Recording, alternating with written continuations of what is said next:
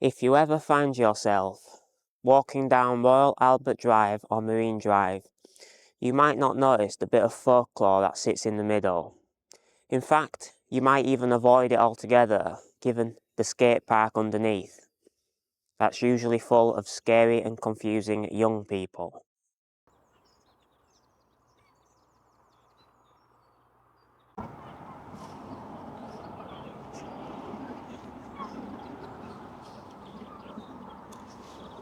Sitting sandwiched in between the skate park and the castle headland sits a strange boulder. Two windows sitting either side of an entrance. This peculiar shaped boulder has become known as Hairy Bob's Cave.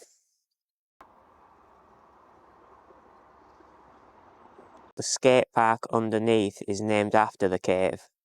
It's not very pleasant here, I'll be honest. You have to go up this steep, overgrown step, which leads to Hairy Bob here. There's a faint smell of urine. I don't know if that's human, rat, or some other animal, and some customary litter there, which is about standard for what you get nowadays. But how did this boulder take the shape of a house, and why is it called Hairy Bob's Cave? Before the skate park, people walking around the headland in the last 100 years would have seen the cave and told stories to their children or grandchildren. This will have been passed down to create a legend, the most basic of which being a cave belonging to either an ancient or living Flintstone-like caveman.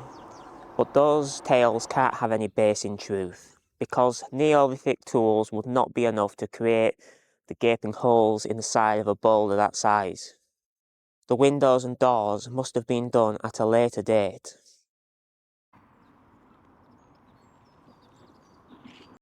We know the cave has been in its present state since at least 1919, as the first known photograph of Hairy Bob's Cave features in a picture of a World War I tank which was parked up on Marine Drive as a token of the war.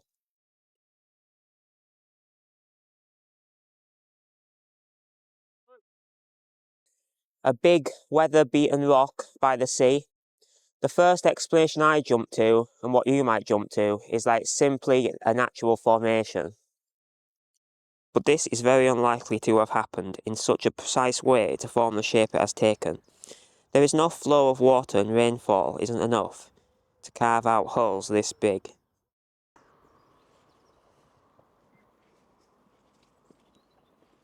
Could Hairy Bob have been a real person? There is a few stories potentially based on a real person, which follow a similar structure. The stories all involve a problem with the wife. Among the ones I found include Robert Clark, an old farrier who got kicked out of his house by his wife for being scruffy and hairy, and then using his tools to carve the boulder before dying in the boulder. Then also mentioned is Bob Blogg, who also left his wife and found himself at the foot of the cliff. Then there's a story of a schoolboy chiselling out the boulder, or simply just an anonymous hermit camping at the bottom of the cliff. All the stories, while romantic, remain unlikely. It's way too small to camp in here, or live in here, or even die in here. There's just about enough room to sit and shelter. There wasn't always a road here. The road was an ambitious engineering project, which started in 1897. It took over 10 years, the first of its kind being built around the headland of the cliff, involved hundreds of workers battling the rough sea and storms to place a sturdy sea defence. This is where the most probable explanation comes up. The workers will have had access to tools and could easily carve the windows and doors into the boulder, perhaps out of boredom, or maybe a shelter.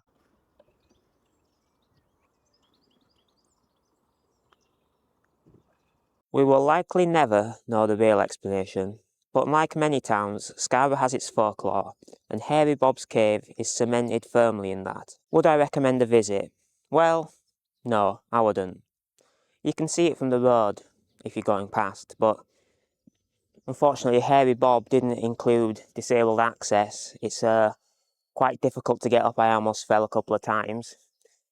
There's a very peculiar smell up there, as mentioned earlier. Yeah, there's really not much to it, but it's interesting enough, right? The mystery surrounding it, that is, not the actual thing itself. But if you're on the path, having a walk or having a drive, look out for it behind the skate park. But I wouldn't go out your way to actually stop and come to see it. Thanks for watching.